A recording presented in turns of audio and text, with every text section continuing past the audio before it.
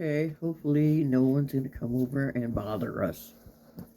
Read, and I'm going to go to sleep because I want to get up.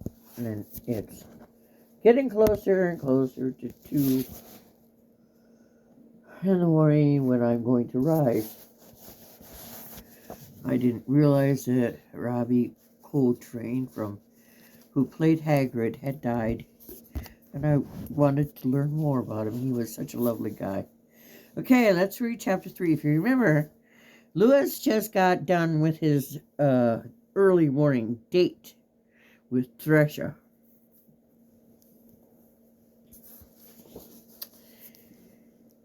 This is by Edith Wharton, 1924, wrote this.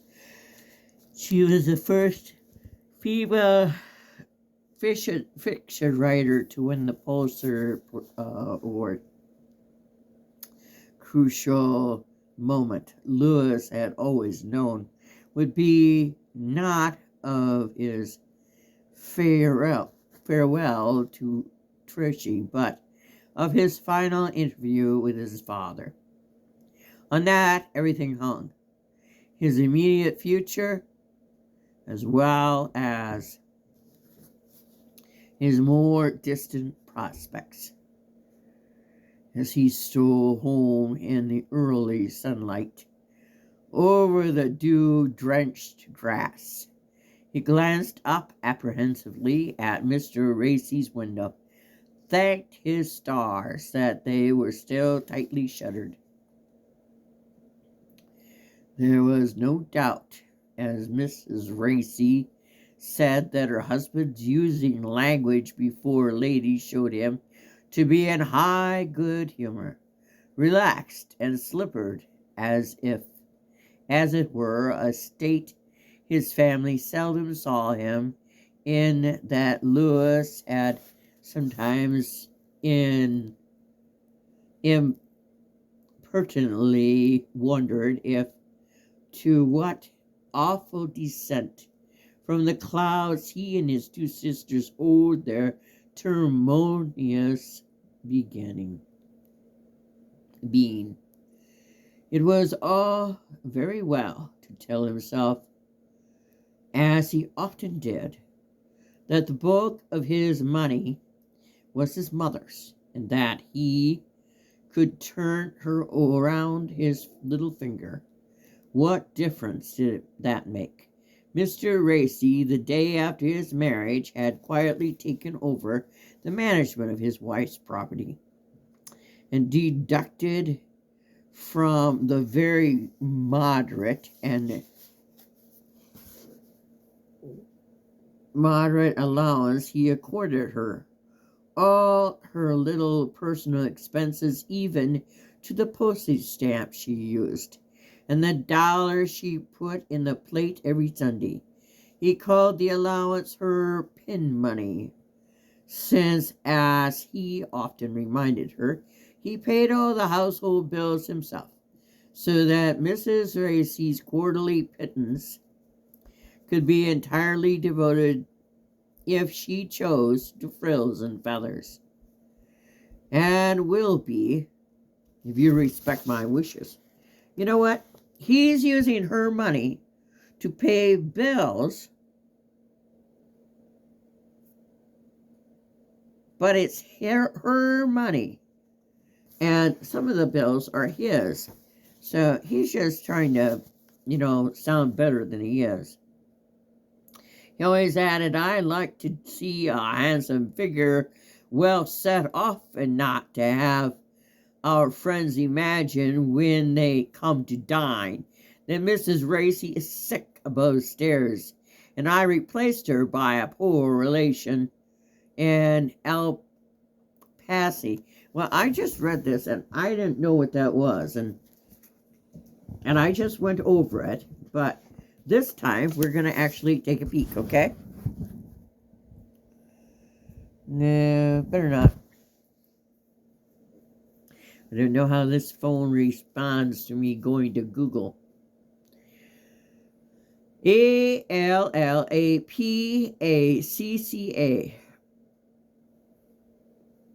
So you can look it up, okay? And leave a comment. That'd be swell.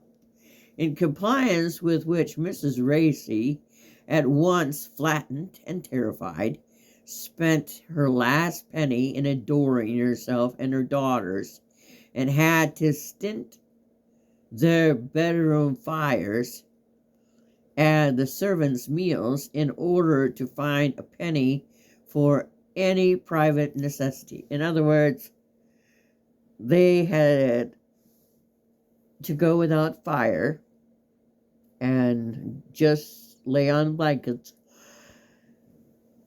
And the servants had less to eat because she needed pennies or whatever, because her husband, who takes care of her money and does whatever he wants with her money, won't give her any more of her money. I know this was written a long time ago, but it still annoys me. Mr. Racy had long since convinced his wife that this method of dealing with her, if not lavish, was suitable, and in fact handsome.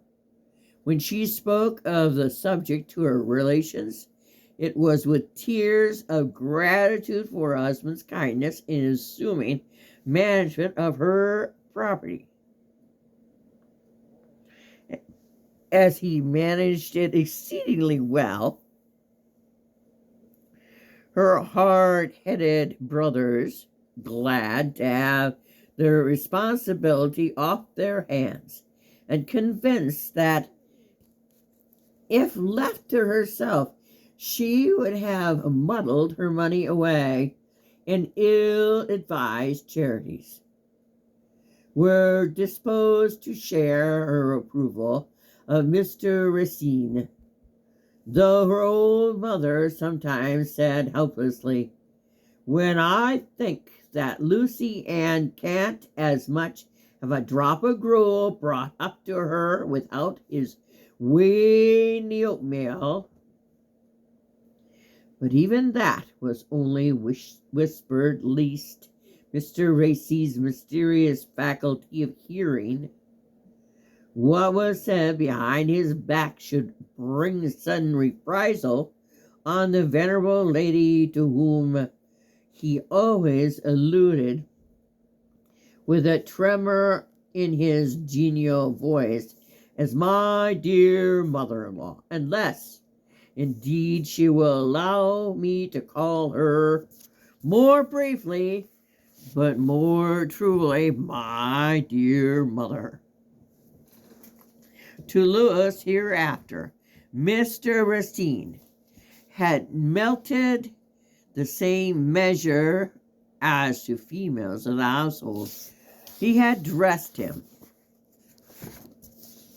well educated him expensively, lauded him to the skies, and counted every penny of his allowance. Yet there was a difference, and Louis was as well aware of it as anyone.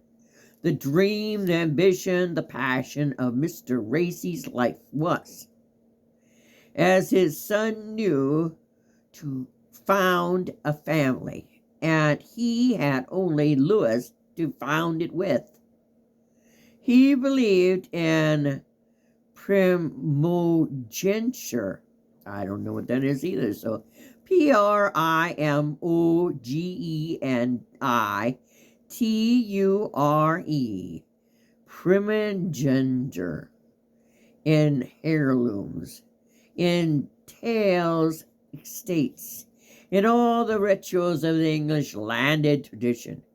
No one was louder than he in praise of the democratic institution under which he lived, but he never thought of them as affecting that more private but more important institution, the family.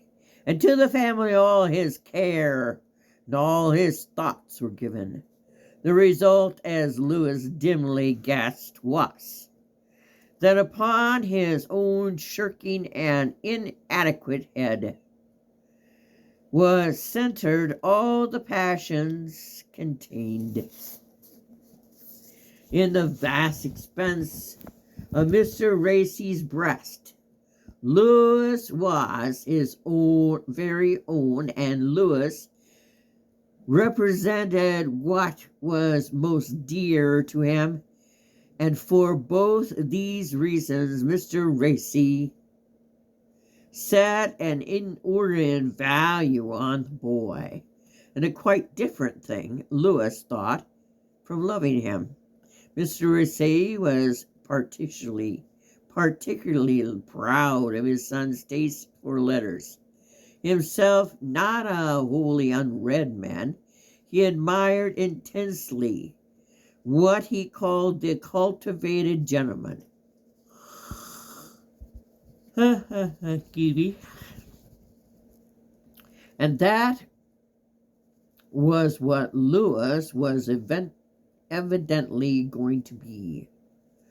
Could he have combined it with this tendency manlier frame and an intensified interest in a few forms of sports then popular among gentlemen, Mr. Racy's satisfaction would have been complete. But whose is? In the disappointing world, meanwhile, he flattened himself that Lewis, being still young and malleable, and his health certainly mending too,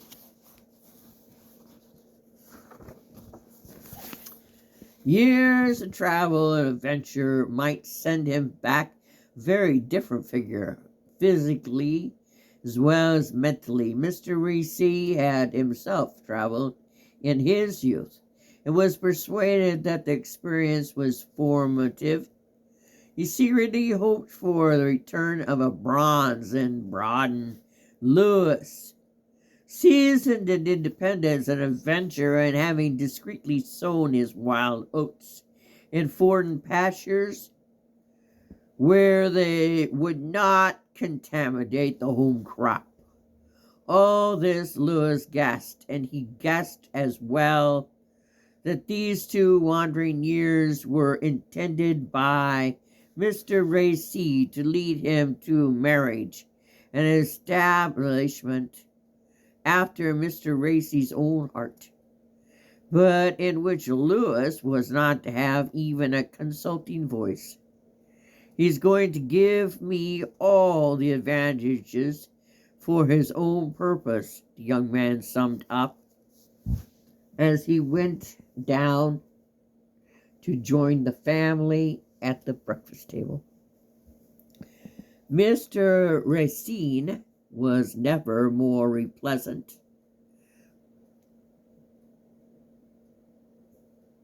than at that moment of the day and season. His spotless white duck trousers strapped under kid boots, his thin cashmere coat, Kerseymere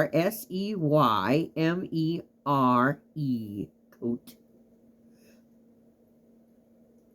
not a clue, and drab peak waistcoat, crossed below a snowy stock, made him look as fresh as a morning and as appetizing as the peaches and cream banked before him. Opposite sat Mrs. Racy, immaculate also, but paler than usual, as became a mother about to part from her only son. And between the two sat Sarah Ann, usually pink and apparently occupied in trying to screen her sister's empty seat. Okay, she didn't make it back yet. Oh my. Remember, she went off to do a good deed? And she wanted to be back before her mother woke up? Because she didn't want to tell father that she had gone to help the Mrs. Poe, who's not well. Mr. Racy drew out his guilloche, Guilloche, with a little prophecy like it's French, and then E, repeating watch, and detaching it from its heavy gold chain, laid it on the table beside him. Mary Adeline is late again. It is a somewhat unusual thing for a sister to be late at the last meal she is to take for 2 years with her only brother.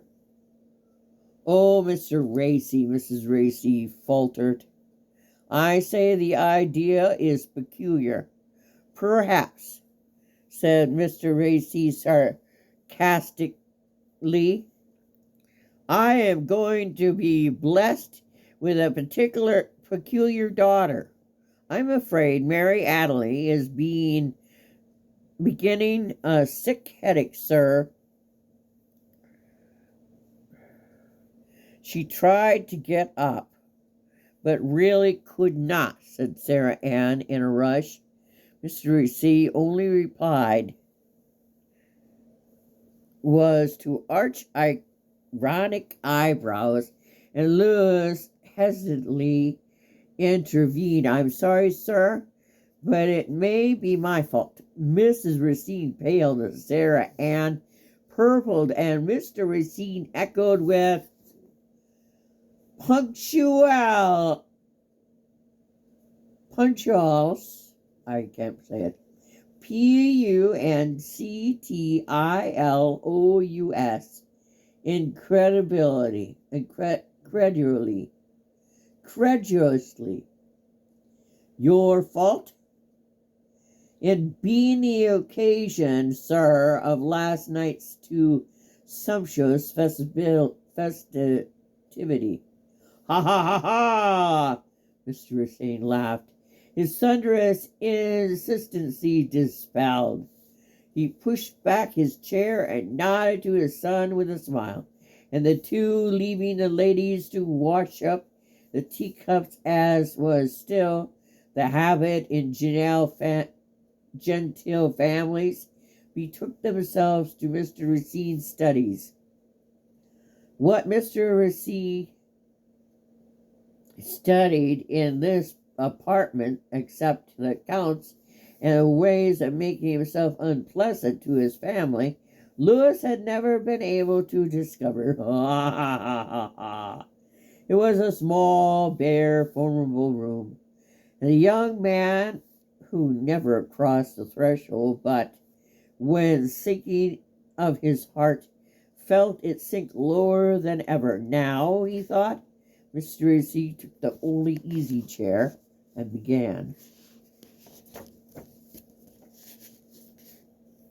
Oh, wow, this page is discolored. There must have been a card or something in here for, like, I don't know, 100 years. It's not in here now. My dear fellow, see, it's discolored. My dear fellow, our time is short. Long enough for what I have to say. In a few hours you will be sitted out on your great journey, an important event in the life of a young man. Your talents and character combined with your means of improving the opportunity make me hope that in your case it will be decisive. I expect you to come home from this trip a man. So far it was all to order, so to speak. Lewis could have recited it beforehand. He bent his head in acquiescence. Man, Mr. C. repeated, prepared to play a part, a considerable part in the social life of the community. I expect you to be a figure in New York, and I shall give you the means to be so. Clear so, but means are not enough. You must never forget that they are essential. Education, polish, experience of the world, these are what so many of our men of standing lack. What do they know of art or letters? We have had little time here to produce either as yet. You spoke. Mr. Racy broke off with a crushing curtsy. Oh no, his son stammered. I thought you might be about to allude to certain blasphemous penny-liners whose poetic ravings are said to have given them a kind of pothouse notoriety. Lewis reddened at the allusion, but was silent, and his father went on. Where is our Byron, our Scott, our Shakespeare? And in painting it is the same. What are our old masters? Where are they? We are not without contemporary talent, but for works of genius, we must still look to the past. We must, in most cases, content ourselves with copies. I have a book I'm going to read. I've read it already. I'm going to read it again. It was compiled in 1931. It has, from the very beginnings of writing in England to all the poems, it has everything. It was a high school book compiled in 1931. Some of the writers were still alive when it was compiled. It's, to me, priceless. It's wonderful. Okay. I know, my dear boy, I touch a responsive chord. Your love of the arts has not passed unperceived, and I desire to do all I can to encourage it. Your future position in the world, your duties, obligations as a gentleman and a man of fortune, will not permit you to become yourself an eminent painter or a famous sculptor, but I shall raise no objection to your dabbling in these arts as an amateur, at least while you are traveling abroad. It will form your taste, strengthen your judgment, and give you, I hope, the discernment necessary to select for me a few masterpieces which shall not be copies. Copies! Mr. Racy pursued with a deepened emphasis, are for the least discriminating, or for those less blessed with this world's goods. Yes, my dear Lewis, I wish to create a gallery of heirlooms. Your mother participates in this ambition. She desires to see our walls a few original specimens of the Italian genius. Raphael, I fear, we can hardly aspire to, but Domenichino, I can't pronounce it, Domenichino, and Albania, Carlo Dossi, Gercino, Carlo Martia, one or two of the Salvador Rosi's noble landscapes. You see my idea? There shall be a Racy gallery, and it shall be your mission to get together its nucleus. Mr. Racy paused and mopped his flowing forehead. I believe I could have given my own son no task more to his liking. No, sir. None indeed. Lewis cried, flushing and paling. He had, in fact, never suspected this part of his father's plan, and his heart swelled with the honor of so unforeseen omission. Nothing in truth could have made him prouder or happier. For a moment he forgot love, forgot Tracy, forgot everything.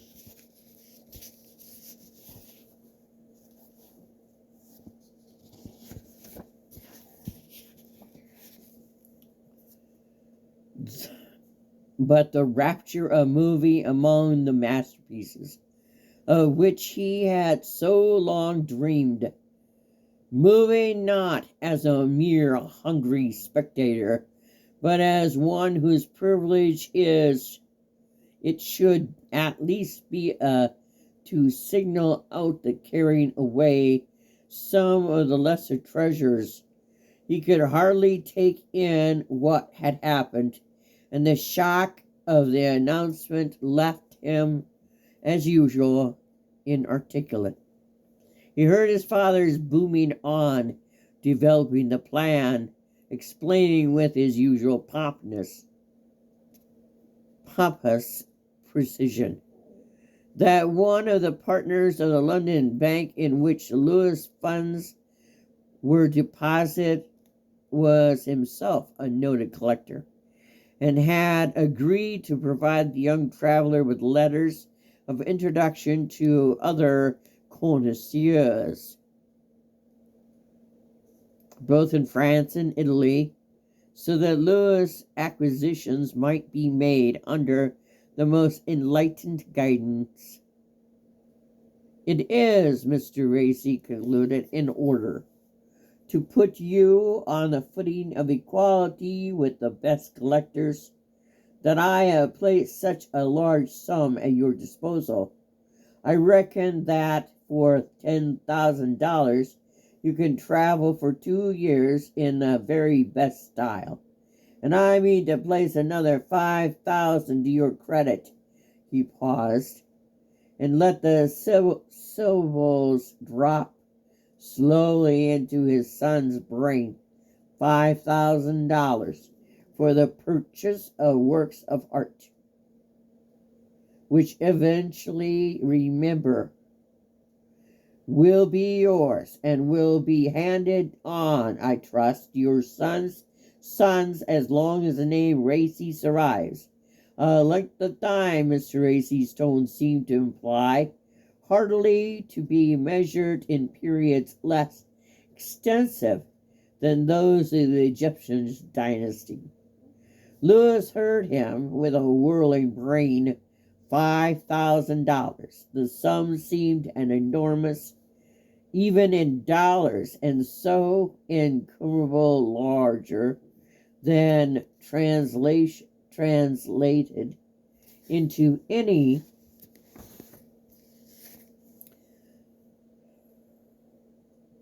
continental currency, that he wondered why his father, in advance, had given up all hope of a Raphael. "If I travel economically," he said to himself, "and deny myself unnecessary luxuries, I may be able to surprise him by bringing one back. And my mother, how magnanimous, how splendid! Now I see why she has consented to all the little economies that sometimes seem so paltry and so humiliating." The young man's eyes filled with tears, but he was still silent, though he longed as never before to express, "Francis, what do you want? Francis, what are you doing?" That's Francis. We call her our Amish kitty because we were out with the Amish last month. She went under the car and, "No, leave Snoopy alone. Leave it alone." And we brought her back so she didn't die of frostbite. And they watched us steal their cat. Young man's eyes filled with tears. Okay. He had entered the study expecting a parting sermon on the subject of thrift, coupled with the prospect announcements of a suitable establishment. He could even guess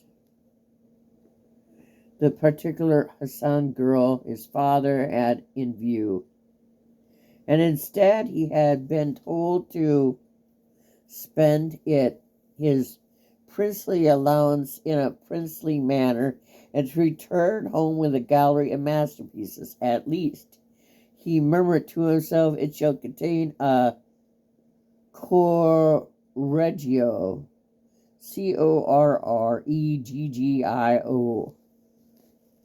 Well, sir, Mr. Reese boomed.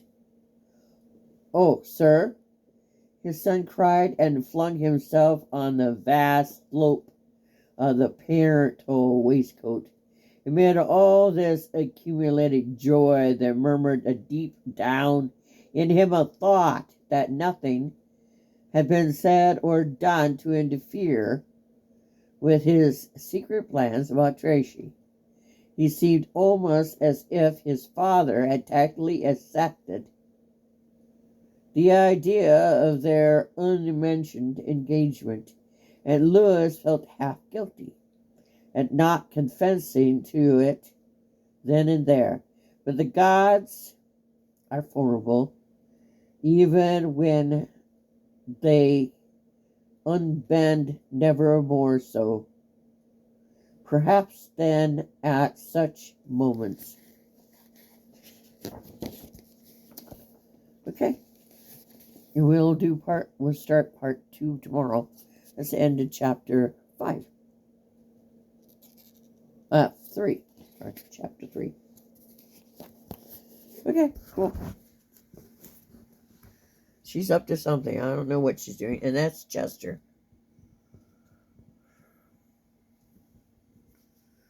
There she goes. I don't know what she's doing. She's doing something. Isn't she pretty?